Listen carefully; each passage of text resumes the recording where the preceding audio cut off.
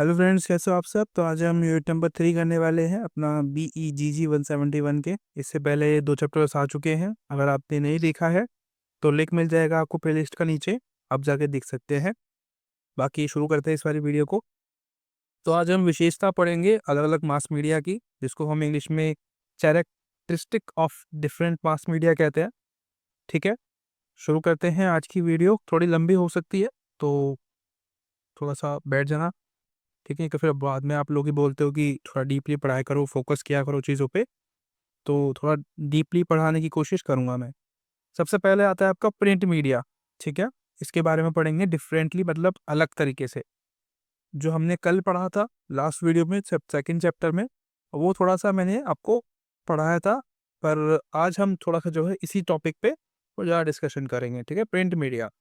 अब देखो, print media की ये खासियत बताएगा आपको, यानी कि विशेषताएं बताएगा कि क्या इसकी अच्छाइयाँ हैं।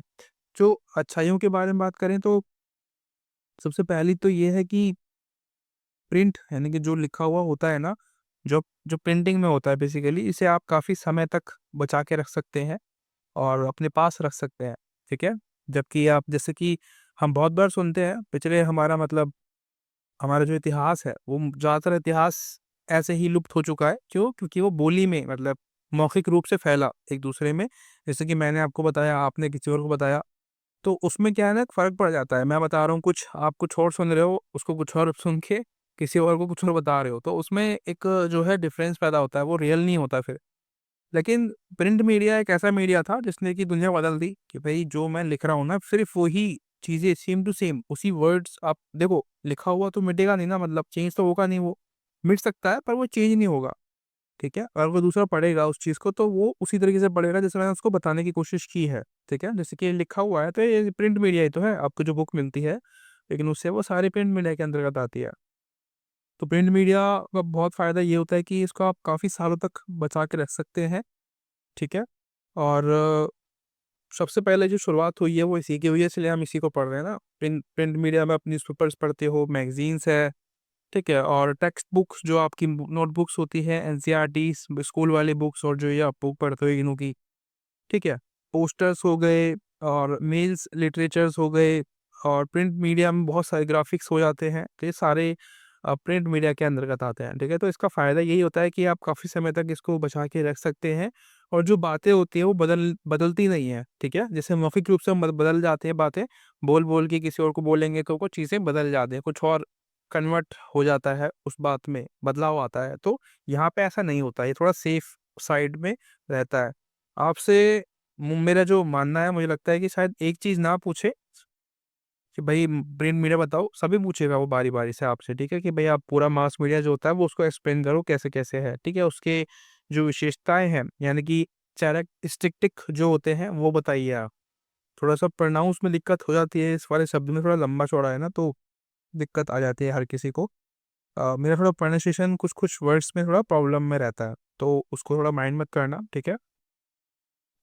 उसके बाद हम सेकंड टॉपिक पे आते हैं। देखो, इसमें और भी चीज़ें मैंने कवर कर रखी है कि जो न्यूज़पेपर्स जैसे हम पढ़ते हैं या जो हम प्रिंट पर पढ़ते हैं, ये क्या होता है, दे ऑफर एक्सटेंसिव न्यूज़, यानी कि बहुत ही बड़ी-बड़ी न्यूज़ इसको आपको पढ़ने को मिलती है। एक ही पेज पे लिखा होता है, एक आर्टिकल्स के रूप में, है ना? एक ही टॉपिक पे बहुत सारे लोग बात कर रहे होते हैं। आप न्यूज़पेपर पढ़ेंगे तो आपको पता चलेगा कि एक टॉपिक आता है, उसी उस पे बहुत सारे जो आर्टिकल्स होते हैं वो लिखे हुए होते हैं अलग-अलग लोगों के द्वारा।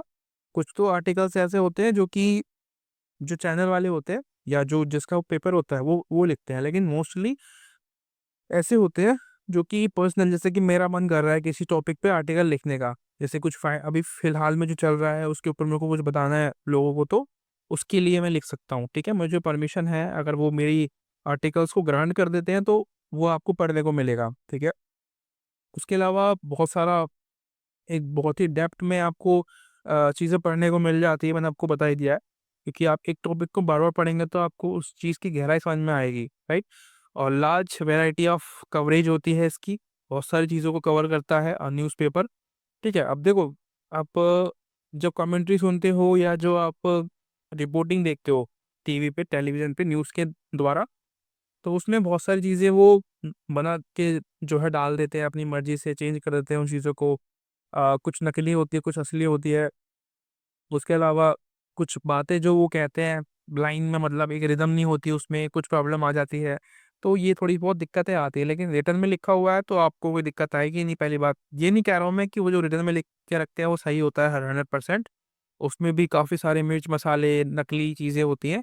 पर मैं आपको समझा रहा हूँ कि प्रिंट मीडिया का फ़ायदा क्या होता है, ठीक है। न्यूज़पेपर आप जो पढ़ते हो वो सारी चीज़ें, सारी न्यूज़ राइट नहीं होती हैं, ठीक है। बहुत ही कम होंगी जो कि शायद असलियत दिखा रही होंगी, बाकी मोस्टली जो होती है वो रॉन्ग ही होती है, ठीक है। और इंटरव्यूज़ आपको मिलते हैं, किसी बड़े व्यक्ति के इंटरव्यू, मतलब हमारे प्राइम मिनिस्टर के, चीफ मिनिस्टर के, या प्रेसिडेंट के इंटरव्यू हो गए, या फिर किसी एक्टर के इंटरव्यू होंगे, तो वो आपको पढ़ने को मिलता है उनके बारे में। स्पॉट इंक्वायरीज होती है, फीडबैक्स आपको मिलते हैं तुरंत उसके द्वारा। स्पेशल आर्टिकल्स आपको मिल जाते हैं ऑडिटोरियल वाले पेज पे। मतलब एक स्पेशल, जैसे कि स्पोर्ट्स का एक अलग पेज होगा, है ना, न्यूज़पेपर में। और आर्टिकल्स का एक अलग, एडिटोरियल वाला जो पेज होता है वो एक अलग होता है। उसके अलावा हीरो जो होते हैं, जो एक्टर्स होते हैं, उनके लिए एक अलग पेज डेडिकेटेड होता है कि भाई उनके बारे में पढ़ना किसी को, कुछ कुछ लोगों को बहुत ज़्यादा मतलब उनके बारे में जानने की उत्सुकता होती है कि भाई क्या है उनके बारे में, मतलब ये वाला हीरो हीरो क्या कह रहा है, वो वाली हीरोइन क्या बोल रही है उस टॉपिक के बारे में। तो लोगों को इसमें इंटरेस्ट होता है, उसमें कोई दिक्कत नहीं है। तो इसमें न्यूज़पेपर में ये फ़ायदा होता है कि आपको डिफरेंट टाइप्स ऑफ चीज़ें मिल जाती हैं और डिफरेंट लैंग्वेजेस में मिल जाती है। देखो यहाँ पे कितनी सारी लैंग्वेजेस में हमारे इंडिया में न्यूज़पेपर छपते हैं। हिंदी में, इंग्लिश में, बंगाली में, उर्दू में, मराठी में, तमिल, गुजरात, कन्नड़, तेलुगु, मलयालम, इसके अलावा भी वो लैंग्वेजेस हो सकती हैं। तो मतलब इतने सारे लैंग्वेजेस में न्यूज़पेपर हमारे इंडिया में आते हैं। बाकी आप अभी तो फ़िलहाल में काफ़ी फैसिलिटी हो गई है, आप टीवी पर भी जो न्यूज़ देखते हो उसको भी बहुत सारी लैंग्वेजेस में आप देख सकते हैं। ठीक है, ये तो रहा प्रिंट वाला। उसके बाद new trends in print media. तो प्रिंट मीडिया की बात कर रहे हैं यहाँ पे। न्यू ट्रेंड्स मतलब कमर्शियलाइजेशन, यानी कि एक व्यापारीकरण हो गया है। अब आप देखते हो कुछ न्यूज़ जो होती है ना, कुछ व्यापारियों के हित में होती है, या आप मतलब उनके फ़ायदे की बात वहाँ पे ज़्यादा देखने को मिलेंगी। या फिर दूसरी चीज़, कुछ न्यूज़पेपर बिक जाते हैं किसी कंपनी के लिए, तो वो उसी के बारे में अच्छाई छापते थे, देखो इस कंपनी की क्या ख़ासियत है। या फिर आप एड्स देखते हो न्यूज़पेपर्स में, तो ये कमर्शियलाइज़ेशन हो गया उस चीज़ का, ठीक है। कुछ कंपनियाँ जो होती है कुछ हायर कर लेती है कंपनियों को, मतलब जैसे न्यूज़पेपर की एजेंसी हो गई, वो खरीद ली उन्होंने, तो फिर वो वहाँ पे उसके चले, जैसे कि अडानी ने अभी न्यूज़ खरीद ली थी ना, न्यूज़ चैनल। तो कुछ ऐसा ही जो है कमर्शियलाइज़ेशन इसको कहते हैं, मतलब खरीद सकते हैं आप। न्यू प्रिंटिंग टेक्नोलॉजीज़ आ गई हैं। पहले तो आप शाही से लिखते थे न्यूज़पेपर, मतलब प्रिंट होता था, लेकिन आज लेज़र टेक्नीक्स आ गई हैं। इसके अलावा बहुत सारी मतलब नई टेक्नीक्स का इस्तेमाल करते हैं न्यूज़पेपर को छापने के लिए। और नीड फॉर कंटेंट रेवोल्यूशन। अब इसमें क्या होता है कंटेंट रेवोल्यूशन में, कि कुछ न्यूज़पेपर्स जो होते हैं ना वो अपना एक रिदम में चलते हैं कि भाई हम कुछ जो है कुछ चटपटी खबरें होंगी कि भाई आज इतने लोग मरे हैं, इतने लोगों में ये हुआ है, लड़ाई झगड़े हुए हैं, यहाँ पे ये हुआ है। कुछ न्यूज़पेपर में आपको मिलता है कि कुछ खास-खास चीज़ें ही मिलेंगी आपको, जैसे कि आर्टिकल्स हो गए, कोई इम्पोर्टेंट चीज़ें हुई हैं इंडिया में, ठीक है? कुछ प्लेजेस ली गई हैं कि भाई आज से हम ये करते हैं कि हम ये करने वाले हैं, है ना? हमारे प्राइम मिनिस्टर ने ये बोला है इस टॉपिक के बारे में। तो कुछ जो जैसे कि द हिंदू है, जो इंडियन एक्सप्रेस है, ये जो न्यूज़पेपर्स हैं ये डेडिकेटेड है कुछ मतलब स्टूडेंट्स के लिए जो कि सच में पढ़ना चाहते हैं, ठीक है। कुछ न्यूज़पेपर ऐसे होते हैं जो कि सिर्फ़ चटपटी खबरें होती है, उसमें हीरोइन की, हीरो की फ़ोटो होंगी, ठीक है। मतलब आधे कपड़े उनके होंगे, नहीं होंगे, इस तरीके की फ़ोटो होती है। वो मतलब लोगों की टेस्ट की बात है, उनको वो चीज़ पसंद है तो इसलिए वो छापी जाती है। ठीक है, तो कंटेंट रेवोल्यूशन आपको मिलता है, अलग तरीके के न्यूज़पेपर मिल जाते हैं। प्रोफेशनल सफोकेशन होता है, यानी कि old draft newspaper look attractive, मतलब कुछ चीज़ों को अ, डेकोरेट करके, एडिटिंग करके उन्हें नया बनाने की कोशिश करना, इसी को हम प्रोफेशनल सफोकेशन यानी कि एक तरीके से घोटन कहते हैं, कि जो पहले से आया हुआ है उसको दोबारा से मतलब एडिट करके उस चीज़ को, उसको दोबारा छाप रहे हैं। उसमें क्या-क्या बदलाव होता है, जैसे कि न्यूज़पेपर की आप देखते हो ना, काफ़ी मतलब अट्रैक्टिव बनाने की कोशिश की जाती है न्यूज़पेपर को कि भाई रंगीन किया जाए, उसमें कुछ कलर्स इस्तेमाल किए जाएँ अच्छे से ताकि लोग उस चीज़ को पढ़ें। जैसे कि संडे को पेपर आते हैं, कुछ न्यूज़पेपर्स आते हैं, उसमें बच्चों के लिए एक स्पेशल पेज होता है। मतलब उसमें कुछ पहेलियाँ होती हैं, कुछ जैसे कि 2 फ़ोटो दी होंगी सेम सेम सी, उसमें बोलते कि इसमें अंतर ढूंढो, है ना। बचपन में हम लोग बहुत करते थे कि भाई देखते हैं क्या क्या हम कितना अच्छा कर पाते हैं, तो हम ढूंढते थे कि किस फोटो में इसमें क्या अलग है। तो वो एक सफोकेशन है। तो न्यूज़पेपर वाले ऐसा करते हैं ताकि उनके पेपर को लोग पसंद करें, पढ़ना पसंद करें। उसके बाद आता है आपका इलेक्ट्रॉनिक मीडिया। अब हम इस पर बात करेंगे। इलेक्ट्रॉनिक में आपको पता होना चाहिए कौन कौन से आते हैं, रेडियो, टेलीविज़न और फिल्म, ठीक है। उसके अलावा इंटरनेट भी आप इसमें जोड़ सकते हैं, वैसे वो एक अलग चीज़ है। सबसे पहले हम बात करते हैं रेडियो के बारे में। तो रेडियो में मैंने आपको बता दिया था वैसे कि भाई ये एक साउंड मीडियम है। आप मतलब सुन सकते हैं इसको, आप देख नहीं सकते, ठीक है। जैसे हम टेलीविज़न देख पाते हैं, वैसे जो रेडियो है, वैसे अब तो कोई सुनता नहीं होगा शायद, बहुत ही कम होंगे जो सुनते होंगे। बाकी रेडियो जो है एक साउंड में माध्यम है, यानी कि आप सिर्फ सुन सकते हैं, इसको देख नहीं पाएंगे, ठीक है, कि क्या चल रहा है। और अ मीडियम ऑफ वॉइस, यानी कि बस ध्वनि आप सुनते हैं, साउंड, ध्वनि, गाने सुन पाते हैं आप उसमें, आप कमेंट्री सुन पाते हैं, बस सुन पाते हैं, ठीक है। एक इंटरमीडिएट माध्यम है, इंटीमेट माध्यम है। इंटीमेट मतलब आपके दिल के बहुत करीब है, क्योंकि लोग बहुत पहले, हमारे जो पूर्वज थे वो रेडियो को बहुत पसंद करते थे, क्योंकि क्योंकि हमारा जो देश है वो शुरू से इतना एजुकेटेड नहीं रहा है, तो पढ़ना ना पड़े न्यूज़पेपर, क्योंकि उसके लिए पढ़ने के लिए एक व्यक्ति चाहिए। पर पता चल रहा है पूरे मोहल्ले में सिर्फ एक ही व्यक्ति है जो जिसको सिर्फ पढ़ना आता है, तो वो पढ़ के इस पूरे गाँव को सुनाएगा, तो वो पता नहीं कितनी देर में आएगा, कब आएगा। तो इसलिए जो रेडियो था वो बहुत ज़्यादा लोगों की पहली पसंद बन गई थी, इसलिए सबके घर में ज़्यादातर आप दिखते थे कि रेडियो थे उस समय, है ना। जो मतलब बच्चे बड़े हैं बहुत ज़्यादा, उनको पता होगा रेडियो। हमारे समय, हमारे टाइम तक शायद रेडियो ख़त्म हो गए थे, रिप्लेस हो गए थे। हमने सिर्फ मोबाइल्स ही देखे ज़्यादातर, ठीक है। रेडियो थे मेरे पास, पर हमने इतना यूज़ नहीं किया उसका। एक मोबाइल मीडियम है, आप अपने मोबाइल के थ्रू रेडियो को सुन सकते हैं, ऑब्वियसली आज भी आप इस्तेमाल कर सकते हैं। चीप, एक बहुत ज़्यादा सस्ता है और बहुत ज़्यादा फास्ट माध्यम है। मतलब कोई भी खबर घटित हुई, न्यूज़ में आई, आपको, आपने रेडियो ऑन किया और आपको पता चल गया कि ये हुआ है, ठीक है।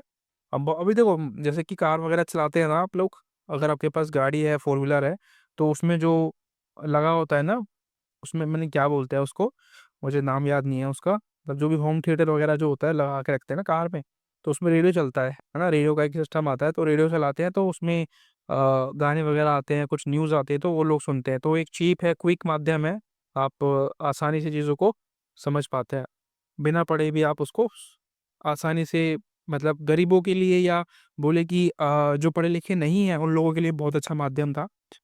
टेलीविज़न की बात करते हैं अब, टेलीविज़न में क्या-क्या है, तो आपको पता ही होना चाहिए वैसे। टेलीविज़न का बहुत आसान है कि हम देख सकते हैं, ठीक है, सुनने के अलावा हम देख भी सकते हैं।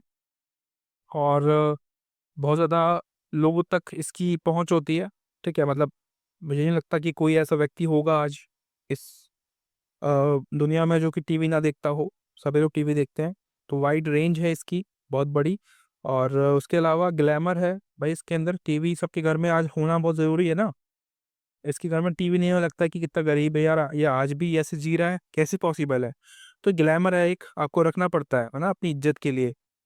मीडिया ऑफ क्लोज़अप, यानी कि देखो, रेडियो में कंपेयर करूँ मैं इसको रेडियो के साथ, तो रेडियो में आप क्लोज़अप वगैरह तो होता नहीं है, आवाज़ सुन सकते हो आप। लेकिन टीवी में आप चीज़ों को देखते हैं कि भाई कोई घटना हुई, एकदम उसको सास ही कभी बहू थी, तो उसमें सामने से एकदम जो है कैमरा वाला जो है एकदम मुँह के पास लेके जा रहा है सास के, फिर घुमा के बहू के पास लेके जा रहा है, उसके रिएक्शन दिखा रहा है। तो वो क्लोज़अप माध्यम है कि दूर होके, पास होके, मतलब ऐसे कैमरा घुमा-घुमा के जो है दिखाते हैं, ताकि लोग देखें, हमारी मम्मियाँ, हमारी दादियाँ, ठीक है। लिविंग रूम मीडियम है, मतलब अब सभी के घरों में रहता है लिविंग रूम में, ठीक है, जहाँ पे हम लोग सब रहते हैं। मतलब हमारा लिविंग रूम क्या होता है, जहाँ पे हम सोते हैं वही हमारा लिविंग रूम है, हम वहीं रहते हैं ज़्यादातर, है ना। सबके घर में थोड़ी ना होता है कि भाई अलग-अलग कमरे हैं। उसके अलावा डेमोक्रेटाइजिंग मीडिया मीडियम है, मतलब सभी के लिए अवेलेबल है, कहने का मतलब कि भाई ये डेमोक्रेटिक, यानी कि लोकतांत्रिक है, लोगों के लिए अवेलेबल है, सबके लिए, कोई भी देख सकता है। ऐसा नहीं है कि भाई अमीरों के लिए ही है। तो ये तो एक भेदभाव वाली बात आ गई। जिसके पास पैसा है, खरीदो, देखो, है ना? सबके लिए है।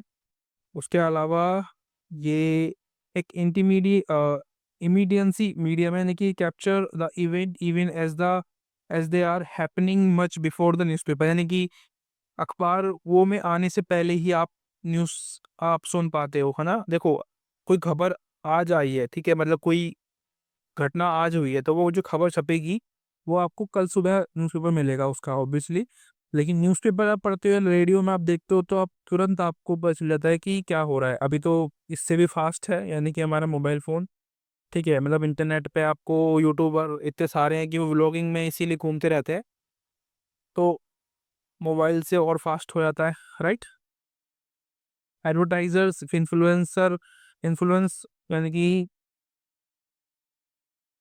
एड्स देखते हो आप, उसको कहते हैं एडवर्टाइजमेंट, ठीक है, इसमें कुछ ज़्यादा खास नहीं है। उसके अलावा फिल्म की बात करते हैं, इसकी विशेषताएं क्या होती हैं। तो फिल्मों में एक मास मीडिया है ये भी। देखो फिल्में मुझे लगता है कि सभी लोग देखते हैं, ठीक है, मतलब बहुत ही कम होंगे जो कि फिल्में नहीं देखते होंगे, जो या फिर बिजी रहते होंगे, रीज़न ये होता होगा। अदरवाइज मूवी देखते हैं लोग, या तो कुछ सीरियल देखते हैं, कॉमेडी के सीरियल, या फियर फाइल्स देखते होंगे कुछ लोग, भूतों के नाटक जो आते हैं। तो ये मतलब हम लोग जुड़े हुए हैं, ठीक है, फिल्मों से इनडायरेक्टली डायरेक्टली हम देखते हैं। इसकी फिल्में देखने वाले लोगों की संख्या बहुत ज़्यादा बड़ी है, तो इसलिए ये एक मास मीडिया बन जाता है। मैंने आपको बताया था लास्ट वीडियो में कि जो फ़िल्में हैं, इसके अंदर जैसे फ़िल्में जो आती है, जो मूवीज़ आती है, रिलीज़ होती है, उसमें पहले जो मूवीज़ आती थी, उसमें एक स्टोरी होती थी, एक मैसेज था, ठीक है, उस मूवी के पीछे। लेकिन आज बहुत ही कम मूवीज़ में हम आपको ऐसे देखने को मिलता है। सेकंड चीज़ कि मैकेनिकली रिप्रोड्यूस रिप्रोड्यूसेबल, मतलब कि आप बार-बार देख सकते हो उस चीज़ को। यानी कि मूवीज़ जो होती हैं, आप पता नहीं, कुछ मूवीज़ ऐसे जैसे कि थ्री इडियट्स है ना? एक मैसेज था उस मूवी के पीछे। आप जितनी बार देखते हो उसको, आपको अच्छा लगता है ना? मतलब मैंने तो पता नहीं कितनी बार देख ली होगी। तो थ्री इडियट्स है, ऐसी कुछ मूवी है, जैसे कि हेरा-फेरी है, तो हेरा-फेरी वैसे तो कॉमेडियन मूवी है, उसमें कोई मैसेज नहीं है। पर हाँ, ये मैसेज है कि आप किसी लफड़े में ना पड़े, है ना? अपने मतलब पैसे को आप ऐसे ही वेस्ट ना करें। तो वो भी उसके पीछे एक छोटा-सा मैसेज था, पर हाँ, कॉमेडियन मूवी थी, अच्छी मूवी थी। तो उसको आप बार-बार देखना पसंद करते हैं। इसी को कहते हैं मैकेनिकली रिप्रोड्यूसिबल, ठीक है? आप बार-बार उससे पैसा कमा पाते हैं, बार-बार दिखा के चैनलों पे। और कोलैबोरेट मीडियम, यानी कि many people collaborate to make the film, यानी कि बहुत सारे लोग का लोगों की सहायता लगती है एक फ़िल्म को बनाने में। मतलब पूरी एक कास्ट होती है, जो पूरी फ़िल्म को बनाती है, और उस कास्ट को पैसा मिलता है उस चीज़ के बदले, है ना? तो ये हमारी इकोनॉमी को भी बूस्ट करता है ऑब्वियसली, ठीक है? एक आर्ट मीडिया है, यानी कि एक इनोवेशन होता है, इसमें कुछ ना कुछ आपको नया देखने को मिलता है। और अ मीडिया ऑफ डेवलपमेंट, मैंने बताया ना, इकोनॉमी को बहुत फ़ायदा होता है, इससे ग्रोथ मिलती है सोसाइटी को।